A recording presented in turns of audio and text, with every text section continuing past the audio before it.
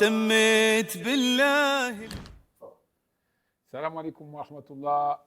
Encore une fois, parlez-moi d'Oman, votre chaîne qui vous parle d'Oman et qui vous parle des histoires de différentes personnes qui sont arrivées à Oman. Là, vraiment, j'ai un invité de grande qualité, le Habib, quelqu'un que j'apprécie très particulièrement, avec une histoire qui est très particulière et j'espère que vous allez profiter de ce que vous allez entendre. Et je sais que vous allez profiter de ce que vous allez entendre. Très petite introduction pour vous, Oman Expat Service, donc les prestataires qui vous proposent différents services pour vous installer à Oman.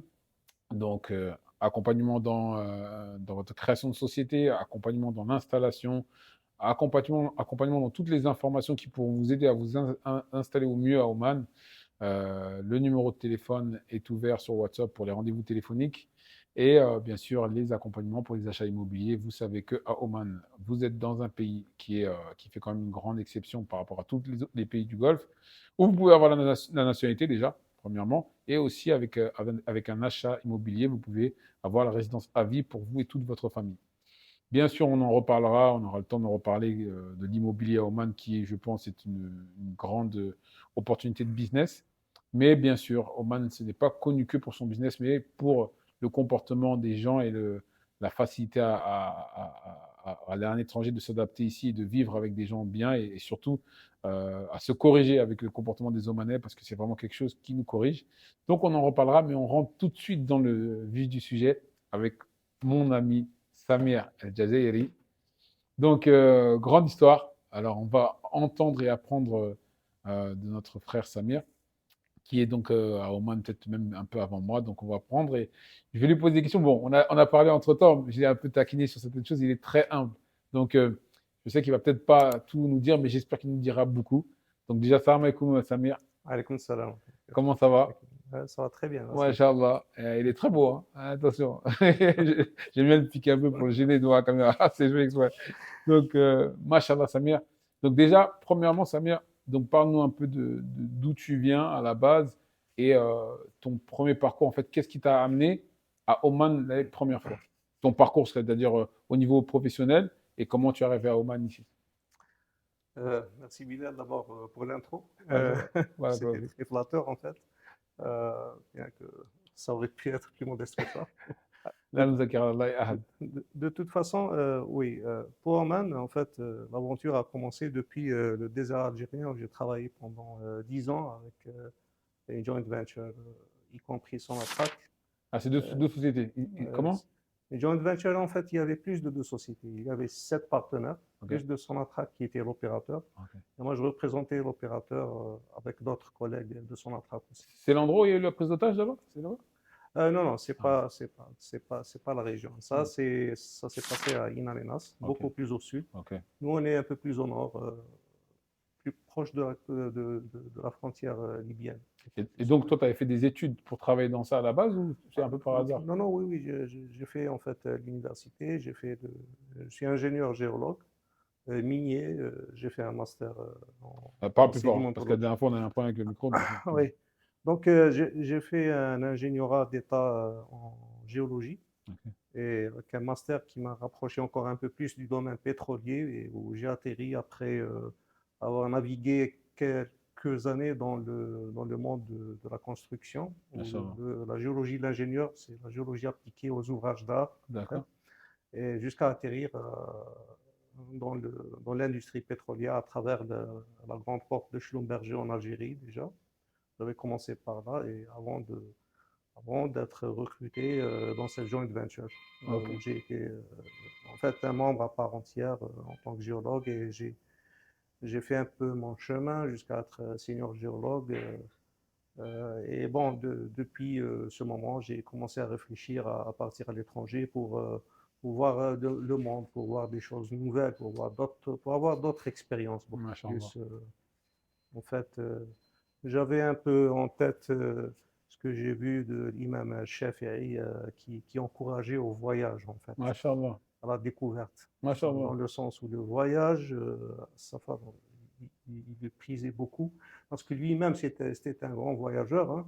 Mhm. Shafi'i, il était en Égypte, en Irak, il fait Shafi'i, il a changé beaucoup parce qu'il a appris beaucoup des gens En plus, il est de et Palestine à la base. oui, il a ajusté toute la jurisprudence de son école de pensée Shafi'i à cause du voyage, je pourrais Machallah. dire, hein. Machallah. Donc on apprend beaucoup. Donc Machallah. C'est vrai que voilà. le voyage, comme il dit, ça ouvre l'esprit, ça ouvre le Voilà, cœur. voilà. Donc, c'est quelque chose qui me tenait à cœur. Donc, tu me dirais peut-être pourquoi Oman spécialement. C'est la question en Machallah. fait logique qui vient juste après. Oman, en fait, comment dire, c'est un petit peu par choix et un petit peu par accident. Bon, les accidents, c'est les choses qui sont comme ça naturellement. En Algérie, il y a le madhab Ibadi et Oman, c'est des Ibadi as well, aussi. Donc, j'ai connu certains gens à l'université Qui était omanais. non, non, qui étaient Elle dit, ibadites ok. algériens de Ok. la région de Gardaya. Hum. Il y avait beaucoup d'influence, d'amitié entre nous et tout. C'est quelque chose c'est des gens que j'ai aimé beaucoup et j'ai toujours gardé cette impression en fait. Et bon, le choix d'Oman n'était pas loin Ok. de ces influences sociales, relationnelles, quoi. D'accord. Donc c'était un peu ça. Et bon, la réalité ne m'a pas déçu en fait.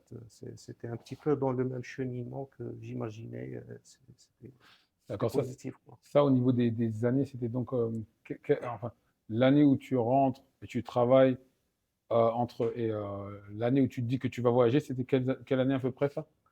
Bon, il fallait quand même se fonder suffisamment, avoir l'expérience professionnelle, et surtout la maturité pour commencer quelque chose de nouveau. Donc, le temps où j'ai acquis cette expérience en Algérie au sud, où j'ai travaillé quand même 10 ans, hein, je pensais à cette période que j'étais peut-être prêt à commencer à chercher C'était en quelle ailleurs. année entre le C'était 2008, entre 2008 à 2010. et le... 2010, c'était mon départ et ma venue à Oman. Ah d'accord, donc ça a commencé là-bas en 2008. Oui, oui. Tu as travaillé 10 ans là-bas, donc c'était avant 2000? Non, non, 10 ans, c'est-à-dire ça, c'est ma période professionnelle Ok, avec la toute dernière compagnie à laquelle j'appartenais. Mais disons, l'idée de partir à l'étranger, ok. c'était les 2 dernières années, en Ah, ok, fait, entre d'accord. 2008 à 2010. C'était le moment de la recherche de ce qu'il y a de mieux pour moi-même, pour ma famille et pour mes enfants. Donc, tu décides ou tu as donc une envie donc de partir à Oman. Donc, comment sont les préparatifs pour donc partir, laisser le travail qui est dans la même branche, hein, c'est la branche pétrolière, et pour venir à Oman? Bon, peut-être avant ça, je voudrais un petit peu définir pourquoi Oman spécialement, en fait. J'ai fait un peu mon homework, comment dire, mon travail avec moi-même, en fait, Ok, mon travail de recherche, pardon. Et bon, je découvre que euh, si on a cette envie de non seulement voir le monde, mais aussi garder l'esprit de famille, de collégialité, de stabilité, de calme surtout. mhm, Ça m'a toujours inspiré un certain calme avec une profondeur culturelle, une profondeur historique. mhm. C'est des choses qui me tiennent à cœur Ah, en tant qu'Algérien. Donc, c'est ça. Tous ces éléments-là, ils ont fait que ce choix, pour moi, devient un choix presque naturel, ah. quoi. De Oman. C'est vrai que Voilà, tout ce que tu as dit là, c'est des choses qu'on entend beaucoup. voilà. Une culture qui est forte et une culture qui est belle, une histoire qui est forte, une histoire qui est belle pour les Omanais et cette culture aussi familiale, parce que la plupart des gens qui moi, ils m'appellent pour me demander c'est quoi la différence entre, par exemple, nos voisins qui sont à côté sans vouloir parler ou critiquer ou quoi, aux Émirats et ici, c'est vraiment l'aspect familial et culturel et des principes qui sont vraiment la politesse et le bon comportement, c'est quelque chose qui est à la mode ici. Donc, ouais, je te comprends tout à fait. Et donc, en fait, ouais, c'est comme tu as dit, les gens cherchent en fait souvent à venir au Oman pour les raisons que tu as stipulées. Et c'est quelque chose qui réunit. Et même moi, dans les clients que j'ai vus, j'ai pu voir que vraiment la recherche principale des gens qui viennent s'émigrer à Oman, c'est cet aspect familial, ce calme et cette réputation qui devient mondiale. Parce que moi, j'ai beaucoup de clients, comme je dis beaucoup dans les podcasts, qui sont venus s'installer. Ils n'avaient jamais voyagé à Oman. Ils sont venus avec ce qu'ils ont vu comme vidéo, avec ce qu'ils ont ressenti de ce que les gens ont dit. Un peu comme toi, sauf que toi, tu avais quand même des gens, comme tu as dit, originalement en Algérie, qui ont un lien avec un peu avec Oman. Mais beaucoup de gens viennent comme ça. Donc, Toi, donc, après donc, ton homework, comme tu as dit, tu décides de venir à Oman. Explique un petit peu, par exemple, les termes du contrat quand quelqu'un il est débauché, comme on dit. Enfin, peut-être que tu as répondu à une annonce ou tu as postulé et après tu es venu, on t'a payé les billets. Comment ça s'est passé un petit peu? Oui. Bon, donc, mon départ depuis l'Algérie a été, en À fait, quelle année? Quelle année? c'était 2010. 2010. Voilà, 2010. Bon, les tractations avec les headhunters ont commencé un peu avant. Comme je t'ai dit, depuis 2008, j'ai commencé déjà à chercher. En fait, ça s'est concrétisé en fait en 2010 par quelqu'un sur LinkedIn qui a trouvé mon profil, comment dire, correspondre à la demande de PDO à l'époque. PDO, Oui, PDO oui. c'est Petrol of Oman, c'est ça? Petroleum Development Organization. Ah ouais, moi je dis Yeah, Petrol of Oman parce que c'est yeah. plus facile, mais c'est ça. Ouais, Donc donc, c'est pour ceux qui ne connaissent pas, c'est la société la plus grosse, je crois, société oui, oui. Je dirais de, que c'est la plus grosse en termes de capital, en termes de membres, de staff. C'est sur près de Oman. 10 000, je crois qu'ils ont atteint. Concentré sur Muscat seulement? Non, non, pas Masrat, c'est un peu partout, hein. C'est au nord, au sud, à Masrat. Société de pétrole à Oman, ok. Voilà, voilà. TDO a des branches un peu partout, des ramifications un peu partout, des facilities, donc, elle est un peu partout. Sinon, c'est la compagnie numéro un. C'est un peu l'équivalent de Sonatrach en Algérie. Sonatrach, ok. Oui, bien sûr, la taille n'est pas la même, mais c'est en termes de priorité, en termes d'importance, D'accord. c'est la même importance, quoi.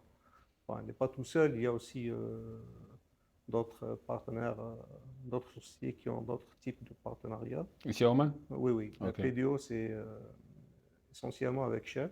ok. C'est un partenariat avec Shell depuis très longtemps. Et il y a de petites parts de Total.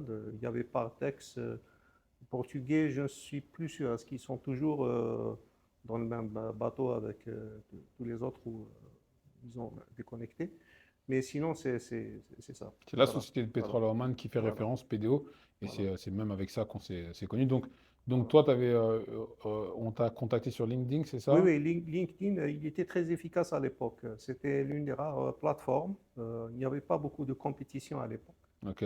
Comme j'ai un compte très vieux quand même, Mhm. depuis 2000, 2002, comme ça. Ah, ok. Donc, j'étais quand même assez connu. J'avais plusieurs groupes. Pour les gens qui cherchent de travail, c'est peut-être un tuyau pour eux. C'est bien s'ils ont une expérience, une expertise quelque part, qu'ils se valorisent sur des plateformes comme ça, que les gens les connaissent. Même en ce moment, tu penses que Voilà. LinkedIn, maintenant, c'est devenu quand même. C'est pas nécessairement, aujourd'hui, c'est pas nécessairement LinkedIn. Il y a Mhm. peut-être autre chose, d'autres plateformes, mais ça reste toujours une plateforme qui est quand même assez Tu consistante. conseilles pour Oman parce que Il y a plusieurs milliers. beaucoup de gens, ils me demandent aussi ça pour Oman, pour ceux qui cherchent encore du salariat. Pas spécialement à Oman, mais disons que les agences de recrutement, ils recrutent beaucoup sur LinkedIn, D'accord.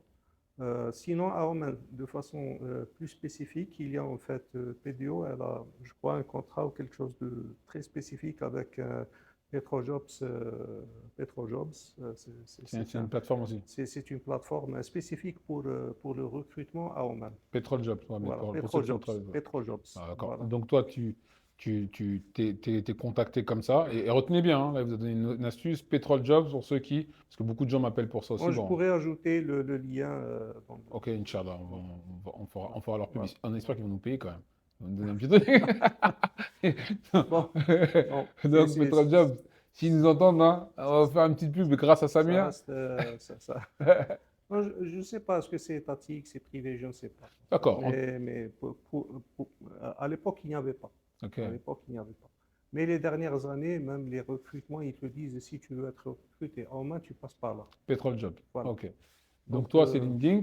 Et ensuite, voilà, tu as un contact. c'est des LinkedIn, il prend contact, il prépare l'interview. Ça a été très rapide. J'ai été très surpris en fait de la vitesse avec laquelle les choses sont passées. Interview à distance. Oui, à distance. Et Ok. il était là, à Al Khouel. Ils avaient un bureau à Al Khouel.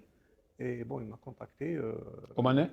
Non, non, c'était un bureau. Lui-même, c'était un Australien, je crois. Il y D'accord. avait d'autres staff members avec lui.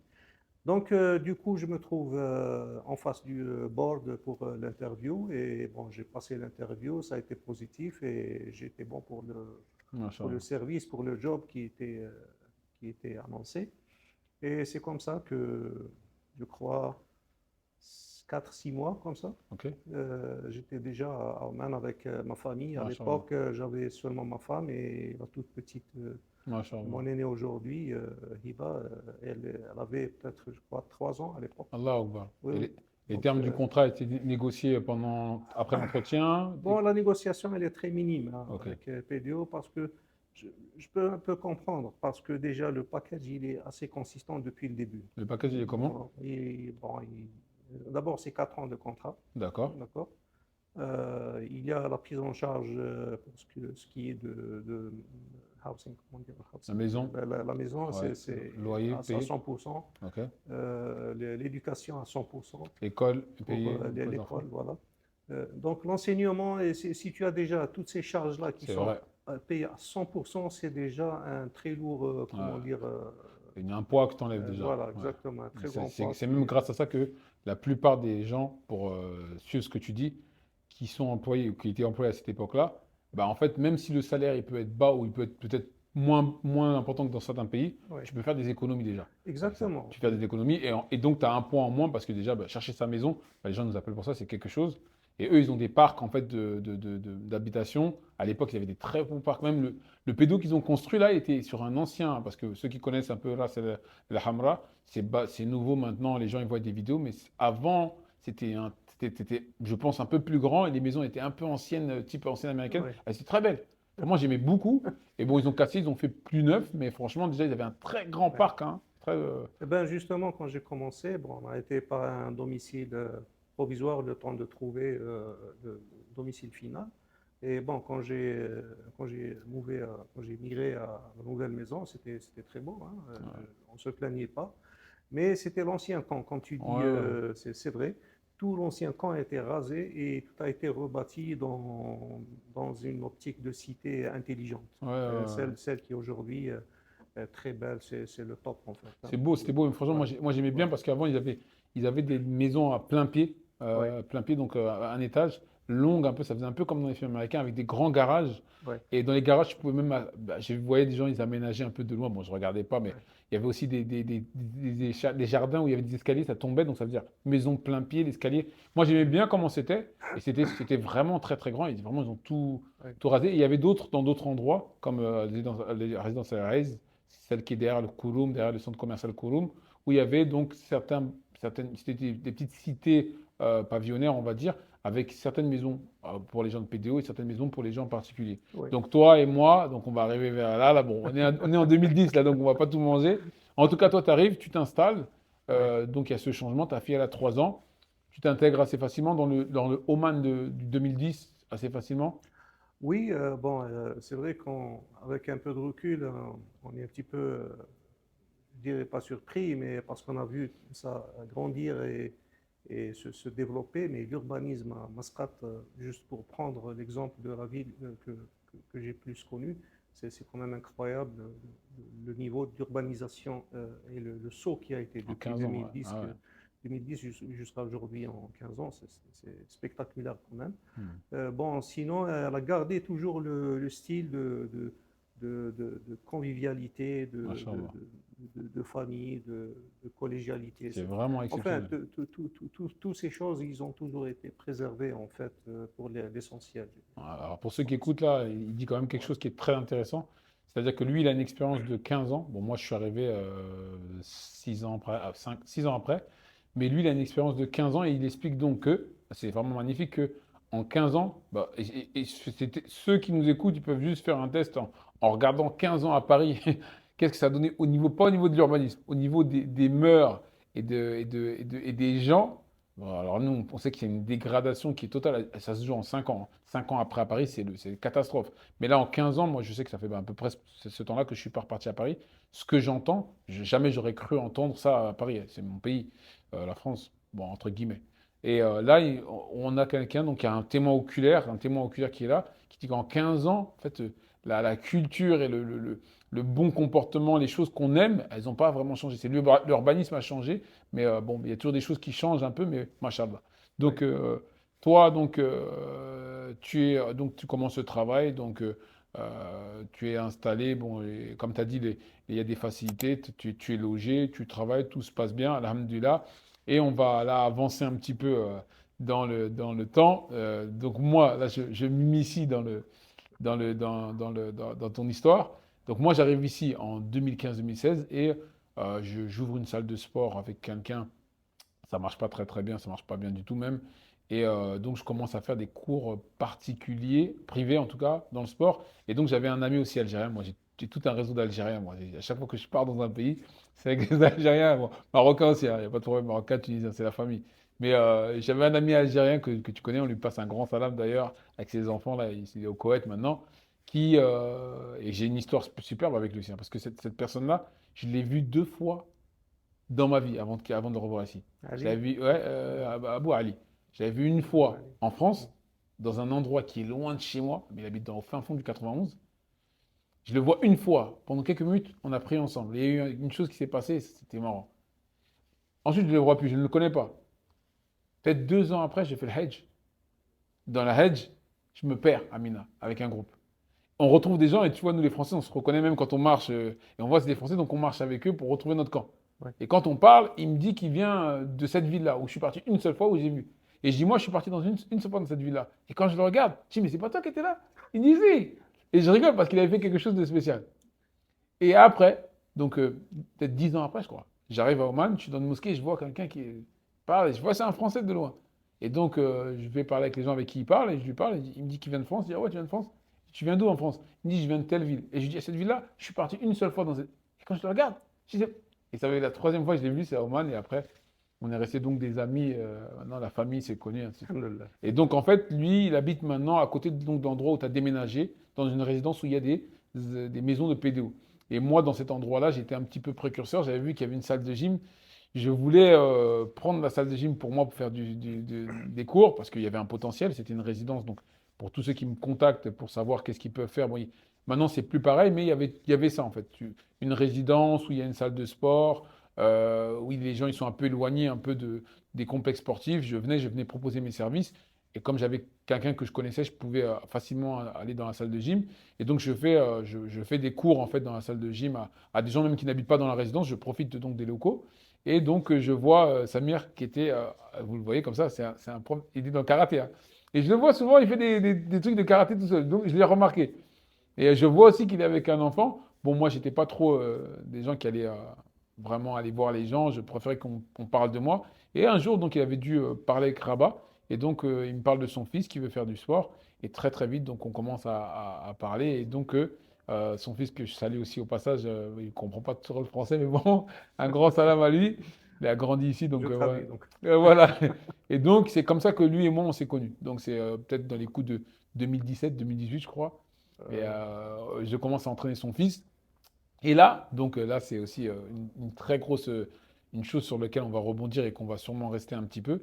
Il me dit qu'il est algérien. Je lui dis que moi, j'aime beaucoup les Algériens. Je lui dis mon parcours avec la famille, les Algériens en France, vraiment. Et je parle et je lui dis que j'aime beaucoup l'histoire algérienne. Donc pourquoi je dis ça, ça a vraiment quelque chose d'important dans cette période-là. Et c'est vraiment quelque chose où vraiment on voulait partager notre histoire commune dans ça. Et je lui dis que moi, je connais l'histoire algérienne, les colonies et tout ce qui se passe. Je connais ça. Et donc, il me dit quoi? Il me dit, ben, moi, mon cousin, c'est cousin ça? Cousin? c'est cousin de mon père. Le cousin à mon père, c'était donc un moudjahidine qui était un moudjahidine de l'armée des moudjahidines, des résistants algériens contre la France. Et moi, vraiment, je dis pas ça pour me vanter, je connais vraiment les. Donc, je commence à parler et il me dit le nom. Et quand il me dit le nom, donc Ben Mehdi, je dis, mais est-ce que c'est pas celui qui s'est fait arrêter et qui avait les menottes et qui souriait devant? Et il me dit ça. Je dis, non, c'est pas vrai. Donc moi, direct quand il m'a parlé, j'ai dit, mais je connais son histoire. Il s'est fait arrêter, non. Et c'est Osares, Aouzou Billah minhum. C'est Osares qui lui a, qui a été qui l'a tué carrément. Il faut le dire les mots comme ça, on peut pas dire ça autrement. Qu'Allah lui donne la récompense qu'il mérite à Osares et qu'Allah donne la récompense qu'il mérite à notre frère qui est mort.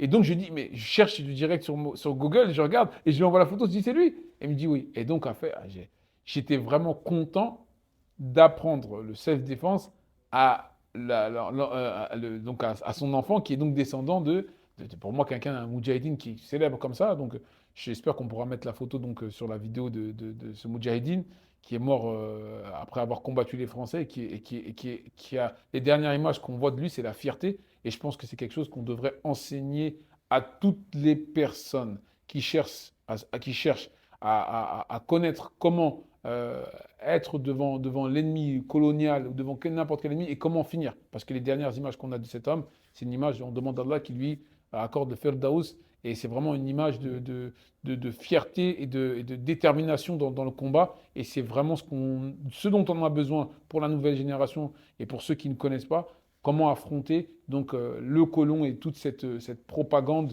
et toute cette chose qui voudrait nous faire peur. Et donc en fait, je rebondis sur ça avec Samir. Toi, avec les éléments, on sait que nous, à Oman, Alhamdulillah, on était à la mosquée, lui et moi, tout à l'heure. On est toujours, ça fait 2 ans que ici, on peut parler normalement, même si ce n'est pas un pays où on parle à tue-tête de ce qui se passe en Palestine. Mais en tout cas, dans les mosquées, les imams font des invocations pour les Moudjahidines. On ne les appelle pas des terroristes, on dit que c'est des Moudjahidines, c'est des résistants, que ce soit le Hamas ou tous les groupes. On ne rentre pas dans les discussions que certains de nos frères ont. Oui, mais ils ont fait ça. Oui, mais ils sont. Non, non. On voit l'ennemi. Et donc, ayant comme invité aujourd'hui quelqu'un qui a donc cette empreinte de Moudjahidine et de combat contre un empire colonial comme la France et avec tout ce qu'ils ont pu faire comme atrocité dans le pays, comment toi, en fait, pour ceux qui nous écoutent, jeunes ou vieux, euh, déjà, tu pourrais nous donner parce que moi, je suis friand d'anecdotes. C'est ce que moi, je veux vraiment. Comment toi, en fait, on t'a éduqué avec cette ombre, cette ombre qui est énorme comme une montagne, de cette histoire d'un Moudjahidine connu comme ça. Est-ce qu'on t'a éduqué, bon, je ne vais pas dire à la haine des Français, parce que je ne pense pas qu'il y a la haine des Français, comme l'a dit une journaliste, vous avez gagné la guerre. Vous n'avez pas besoin d'avoir la haine. Ceux qui ont gagné, ils n'ont pas besoin d'avoir la haine. Donc, comment as-tu été en fait bercé en fait avec cette empreinte, avec cet ADN de Moudjahidine? Tu me rappelles une anecdote qui s'est passée pendant un field trip géologique avec un Français, en fait. Un jour, quelque chose que je ne savais pas, c'était un pied noir. Donc, les pieds noirs, ce sont les fils de colons qui sont nés en Afrique et en Algérie. On les Ok, appelle pieds noirs. Bon, peut-être le noir réfère à l'Afrique, peut-être. ok. euh, mais bon, ce qui s'est passé, dès qu'il voit mon nom, il me dit, est-ce que c'est Ben Mehdi? Je lui dis, oui, bon, il a une famille, il a des descendants. Ouais, Allah. Il était surpris. Et il était heureux en même temps, parce on avait enfin, comment dire, Un lien, ouais. euh, un lien quelque part. C'était l'Algérie en fin de compte. Donc, ils ont toujours, je sens que ces gens, les pieds noirs, ils ont toujours cet amour pour l'Algérie. Je pense qu'il est sincère. Hmm, Mais c'est une Algérie à deux vitesses pour surtout les colons qui étaient méchants, je dirais, à hmm, l'époque. hmm. Pas pour leurs descendants. Je ne pense pas que les gens qui sont venus après, ils ont la même. D'ailleurs, on le voit, si on voit les effectifs de l'extrême droite en France, c'est d'un certain âge. Si vous cherchez parmi les plus jeunes, vous n'allez pas retrouver autant. En fait. Donc, il y a toujours ce décalage. Mais c'est ça, en fait. Il me dit, tu n'as aucune haine. Je dis, non, pourquoi? Pourquoi ça c'est des choses de l'histoire, comme entre tous les peuples. Ça, s'est passé. On tourne la page, on ne la déchire pas. On Ah, regarde, exactement. elle est toujours là, d'accord? Ça, là, c'est des phrases que j'aime. On tourne D'accord? la page, mais on la déchire pas. Et on continue notre chemin. Voilà. Donc, il n'y a pas de problème. Mais pour revenir à ça, en fait, oui, bon, c'est une raison de fierté, bien que j'aime pas beaucoup en parler personnellement, en fait. Moi, je sais que là aussi, je le coupe très poliment, parce qu'en fait, très poliment, mais parce qu'il ne voulait pas trop en parler. Et j'ai insisté parce que je lui ai dit que je pense sincèrement que dans l'ère du temps, là, avec ce monde qui est en ébullition et avec des traces coloniales qui reviennent à la surface, parce que là, ce qu'on voit, ce sont des colons, hein. Ce sont des anciens fils ou petits-fils de colons qui sont en train de faire des choses. Et en fait, c'est exactement la même chose qui se passe en Algérie avec les téléphones portables et la 5G qui nous donnent des informations directes. Et on peut voir, et donc ça peut vous donner l'étendue des choses atroces qu'on n'a pas pu savoir avec ce qui se passait dans toutes les colonies, pas que l'Algérie, que ce soit au Cameroun, au Sénégal et surtout les colonies françaises qui étaient connues pour leur barbarie. Mais j'ai insisté, pourquoi? Parce que je lui ai dit que son histoire, pour moi, elle est de patrimoine national pour la jeunesse et même pour ceux qui ont mon âge et qui voudraient avoir des exemples de bravoure. Parce que moi, je dis, hein, quelqu'un qui a les menottes, qui fait face à la mort et qui sourit à ces gens, et il sait qu'il va peut-être. Parce que c'est connu que le général Massu et ses bouchers, c'était pas en prison que tu finissais. Et effectivement, il a terminé comme ça, rahimahullah, son descendant. Et c'est pour ça que j'ai insisté. Donc lui, à la base, il voulait pas parler de ça. Donc c'est ça que je veux dire. Bon, si tu insistes, peut-être j'ai deux, trois choses pour Moi, c'est toi, vraiment ce qui m'intéresse aussi, c'est pour toi comment en on t'a fait. inculqué ça? Est-ce qu'il y avait quand même pas un rabâchement, mais est-ce qu'on t'a quand même. Comme Non, si. non, là, je t'arrête tout de suite. Il n'y avait rien ou personne dans la famille qui essayait d'inculquer quoi que ce soit. Mhm. Parce que l'Arbi Ben Mehdi, il était assez connu partout. C'est les rues, c'est les écoles, Masha'Allah. il y a Masha'Allah. beaucoup d'institutions qui prennent son nom. C'est les, Il n'y a pas besoin. donc, Masha'Allah. on connaissait parmi les six, en fait, il n'était pas tout seul, hein. Mhm. C'était les six premiers qui ont en fait organisé l'insurrection. Ensuite, c'était la révolution. Et bon, il y avait au départ quelques accrocs avec le PPA de Messali Hadj qui était dominé en fait le champ du nationalisme et c'était une figure charismatique à l'époque. Donc c'était un petit peu un groupe de jeunes qui, comme ça, comment dire, sortaient comme ça, comme un peu du néant Masha'Allah. pour la plupart des gens du PPA. Mhm. Pour dire aussi que les révolutions, il y a parfois des lapsus comme ça qu'on ne comprend pas comment ils. Tu dis que la main de Dieu travaille quelque part. Allahu Akbar. Bi'iradatillah, subhanallah. Il y a des choses qui arrivent. Allahu Akbar. On ne peut pas planifier, c'est Allah subhanahu wa ta'ala, il Ça. planifie. Donc, personne n'a vu venir. Et bon, ils ont pris le dessus. Il y a eu des chamailleries avec le PPA, c'est sûr. Il y a eu même des exécutions par-ci par-là. Ouais, guerre fratricide. Peut-être voilà, Mhm. c'était une petite guerre fratricide dans la guerre, dans la révolution même. Ouais. Mais toujours est-il que l'élan que la révolution a pris ensuite, elle a drainé en fait Tout le monde. tout le monde dans son sillage en fait. C'est toutes les factions, toutes les tendances en fait qui ont été dans ce moule, qui ont été totalement fondues Mhm. pour donner Ah, cette force en fait pour un parti FLN, pour une armée ALN, Masha'Allah. et quels que soient les autres, avec toutes les tendances, qu'ils intègrent, c'est possible, mais pas avec leur entité initiale Ah, c'est très politique, bien, c'est ce mais qu'il en me tant dit. qu'individu. Ça, c'est Et ce ça, qu'il me dit, c'était hein. très important parce que c'est ça qui a en fait moulé tout le monde et a soudé tout le monde pour un seul objectif. Et là, c'était en Masha'Allah. fait, je crois que c'était l'un des génies des six, hein, des six premiers parmi l'Arabie Ben Mehdi.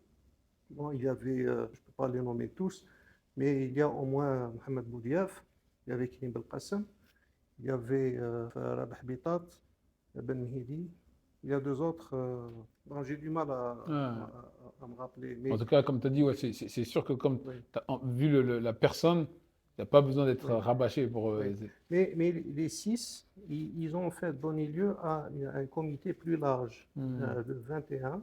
Et c'est ce comité en fait qui a en fait guidé la révolution pendant les années qui ont suivi, Masha'Allah. pendant 7 ans et demi de guerre, et qui a terminé avec l'indépendance de l'Algérie. Allahu Akbar. Peut-être une des choses pour Ben Mehdi, pour lui rendre un petit peu ce qui le sont dû, il était toujours vu en tant que Al-Hakim, le sage de la Révolution. Ah. En fait, il avait cette vision, en fait. C'est lui qui a dit lâchez la Révolution à la rue, le peuple va la prendre en charge. Hmm. C'était un petit peu dans cet esprit, je dirais peut-être il avait la vision à un moment précis de dire que là, en ce moment, le peuple est prêt pour la révolution. Masha'Allah. Si ça s'est passé peut-être 2, 4 ans, 5 ans avant, peut-être que le peuple n'était pas Pas prêt. prêt. D'accord? Donc il avait toute une préparation. Et ça, une chose, il y a une autre chose en fait, vers la fin, en fait, ça c'est quelque chose qui est plus familial, il a mentionné à sa mère, Al-Hajja Aïcha, Allah yarhamha, qui est décédée. Il lui dit, prie pour moi que je décède en martyr. Allahu Akbar. Parce que si je reste, peut-être que je ne serai pas le même, que je pourrais Subhanallah. changer. Subhanallah. D'accord? Subhanallah. Et on a vu avec les politiques comment ça se fait des fois. C'est Voilà, vrai. donc les gens, ils ont aussi peur de perdre ce capital de Allahu djihad Akbar. Allahu Akbar. pour des... Parce que peut-être qu'il a vu des choses aussi à l'époque, hein. Les gens, il y a mes deux grands-pères autres, ils étaient aussi des militants. Machallah. Deux D'accord? grands-parents. Deux Oui, grands. oui, Machallah. depuis ma mère et mon père. Allahu Akbar. Et bon, le grand-père, Allah yarhamou, le père de ma mère, en fait, il a fait Jenin Bourezg, qui était une prison très, très dure à la frontière algéro-marocaine au sud. Et bon, il ne parlait pas beaucoup en fait, mais quand on les pique comme ça, il commence à raconter des choses en fait qui se passaient entre les grands militants de l'époque, hein. Ils commençaient déjà à se partager le butin à Ah venir parce qu'ils ouais. voyaient déjà l'indépendance qui était là. Subhanallah. Subhanallah. Donc ça, c'est des choses en fait qu'on n'aime pas beaucoup dire, qu'on n'aime pas beaucoup, mais ça, c'est l'histoire, C'est on n'y vraiment peut rien, l'histoire. hein. C'est Au vraiment contraire, il faut apprendre de ces choses pour pour faire mieux, mieux, pour exactement. que les générations qui arrivent font toujours mieux. C'est Et c'est vraiment comme bien. ça qu'on peut toujours améliorer les choses, hein. C'est en faisant face à ces choses aussi. Et tu sais ce que tu viens de me donner comme anecdote là, ben, j'aurais même préféré la garder pour moi qu'ils ne savent pas parce que personne, je la garde que pour moi. Mais bon, on va pas être des radins de. Et vraiment, tu vois, ce que tu viens de dire, parce que la phrase qu'il a demandé à sa mère de faire mourir en Moudjahidine, parce que peut-être il peut changer. Bon, sans vouloir parler, on ne va pas rentrer dans les trucs, mais on a vu que c'est vrai que parfois, après une révolution, ceux qui ont fait la révolution, on voit que quand ils ont les clés du pouvoir, parfois ils changent. Et ça, c'est quelque chose qui est humain. Et Ouais. c'est vrai que là, quand maintenant nous, on connaît la suite d'histoire, eh ben, on se dit qu'il n'a peut-être pas eu tort dans le sens de cette Torah. Et l'invocation de la mère, elle est quand même, l'invocation des parents, c'est quand même accepté. Et c'est vrai que il y a aussi une autre chose que j'ai noté, le fait que beaucoup de fractions et d'enlever en fait leur identité interne pour ne faire qu'une seule identité face à l'ennemi, je pense que c'est vraiment quelque chose que nous, en tout cas, déjà musulmans, en premier, musulmans, on a besoin pour aider nos frères en Palestine. Et deuxièmement, quand tu vois que des gens qui ne sont même pas musulmans, qui suivent ce mouvement par humanité, parce que bah, c'est une atrocité, ce qui se passe là-bas, et que bah, eux, qui ne sont pas musulmans, des fois, ils sont plus, des fois, ils n'ont rien à voir ensemble, et ils se Ouais, mettent ensemble ouais, pour aider des gens qui n'ont rien à voir avec eux dans la religion ou quoi que ce soit, mais parce que voilà, c'est quelque chose de beau. Et je pense même que c'est une vraie. Je pense qu'on pourrait donner beaucoup d'anecdotes. Je ne vais pas aller plus loin dans ça parce que le reste, je le garde pour toi et moi. Peut-être qu'un jour, tu vas me parler parce que je pense que c'est vraiment le mot que j'avais besoin d'entendre. Qu'est-ce qu'on pourrait conseiller à ceux qui veulent la paix, ceux qui veulent aider nos frères palestiniens? C'est déjà une unité, qu'on soit d'accord tous ensemble pour savoir que l'ennemi, il est visible. L'ennemi, il est visible. Et il y a une ligne maintenant qui s'est faite dans le monde, c'est clair pour ceux qui ne comprennent pas. Il y a les bons et les mauvais, tout simplement. Parmi les bons, il y a des gens qui ne s'entendent pas sur tout. C'est sûr, il y a des gens qui ne s'entendent pas sur tout, sur beaucoup de choses. Ils n'ont pas la même couleur. Mais on ne sait pas.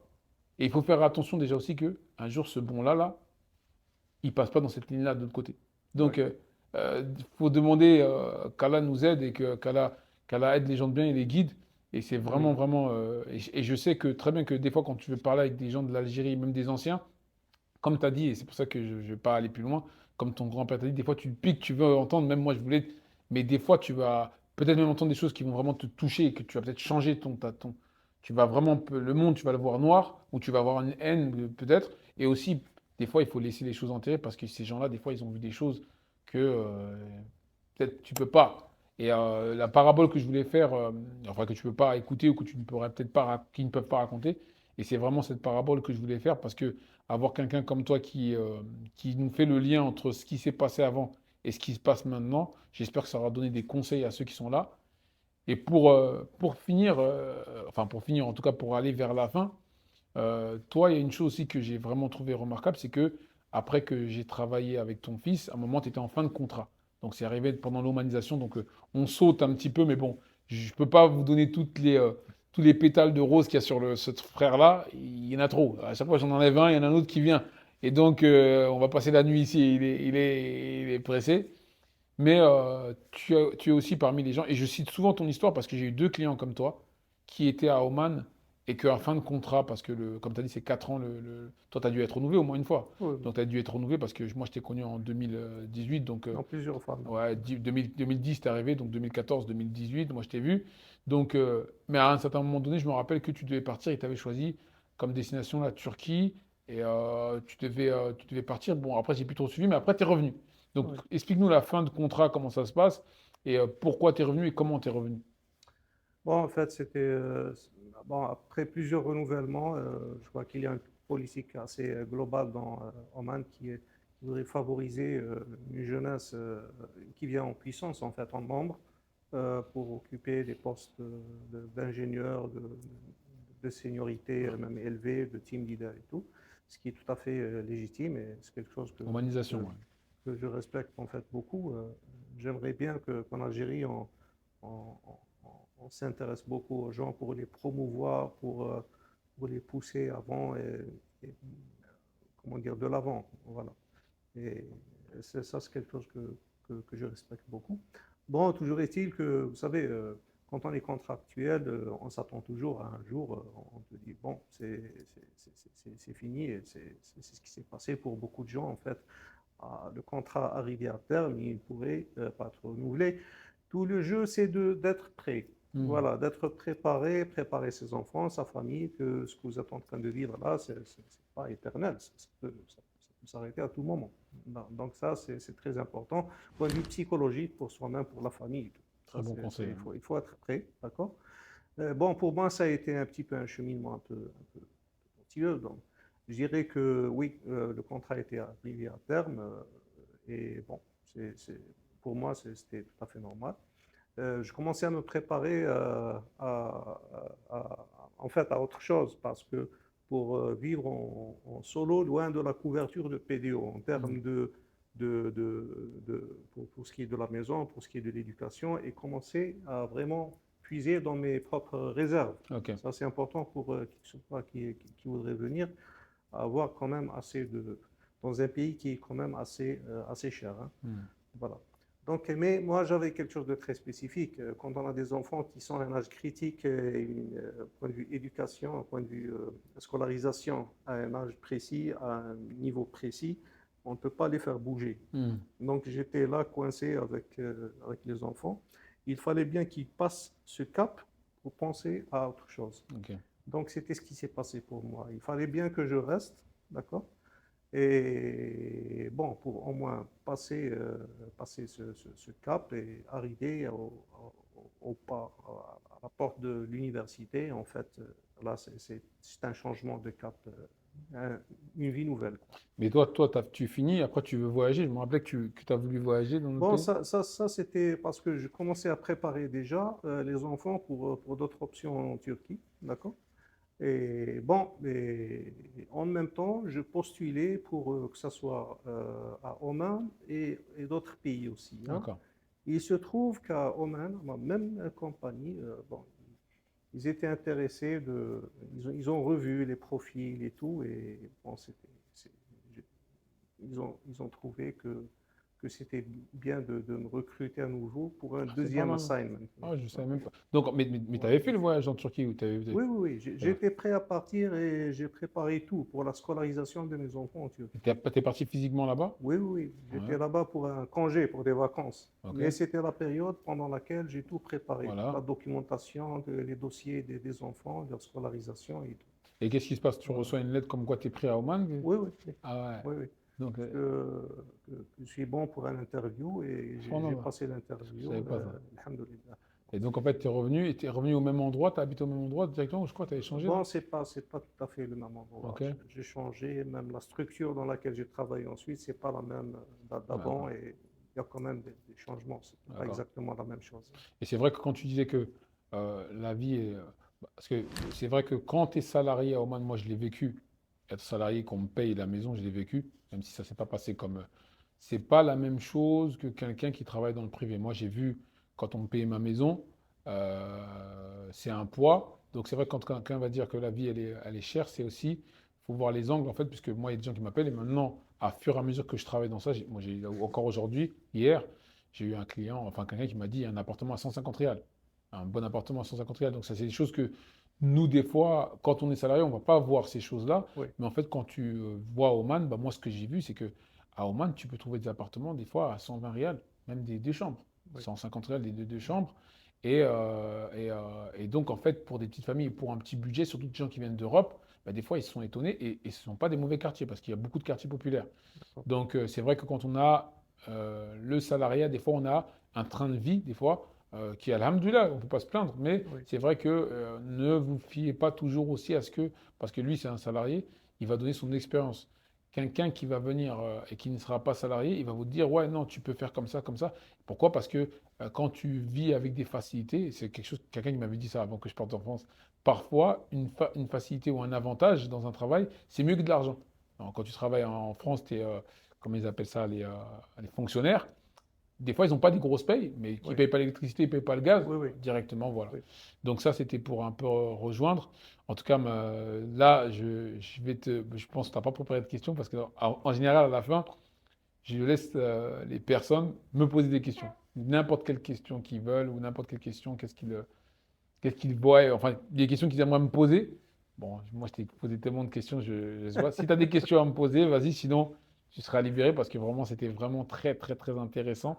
Et franchement, j'ai profité. Moi, j'ai vraiment. Merci.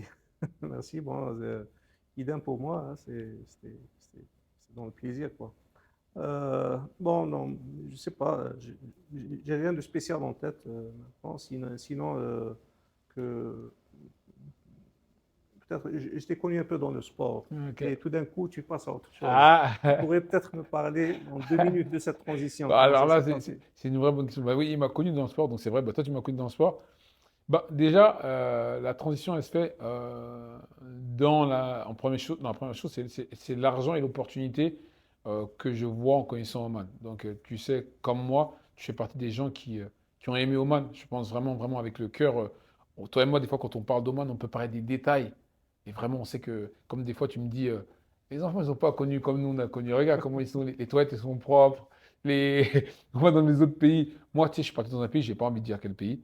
J'ai été étonné qu'il n'y avait pas de tuyau d'eau à l'aéroport. J'ai été choqué. C'était un pays musulman. J'étais choqué qu'il n'y avait pas de tuyau d'eau. J'ai dit, mais c'est pas un là. J'ai dit, mais comment ça, il n'y a pas de tuyau d'eau dans les toilettes? Mais c'est des pays qui ont eu une colonisation française. Ouais, Donc, même dans les toilettes, bah, tu vois la trace de la France. Dans les administrations, tu vois.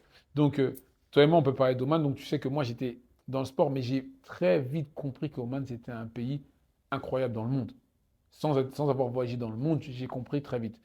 J'ai compris aussi que dans le sport, ben, c'était bien beau ici à une époque, quand je suis venu, il y avait beaucoup de choses qui n'existaient pas. Il n'y avait pas beaucoup de gens qui faisaient ce que je faisais, mais je vieillissais. J'ai vieilli, les toi, blessures tu aussi. vieillis? Non, je pense Ah, pas. Ah, non, non, je pense pas. elle est gentille. Les blessures, elles te montrent. En fait, les blessures internes, elles te montrent que tu vieillis. Et aussi, ben, tu sais, moi, je venais 30 minutes, Marbella, ça, je le sentais. Je le sentais, mes voyages, juste quand je me déplaçais. Et surtout, le juillet-août, à l'époque, c'était difficile. Parce que les clients, ils partaient. Ouais. Et là, il fallait trouver autre chose pour faire de l'argent. Et donc, les juillet-août, ça me mettait des fois dans les moments où bon, les Omanais, ils sont très gentils. Donc, des fois, tu as des dettes de loyer, des choses comme ça.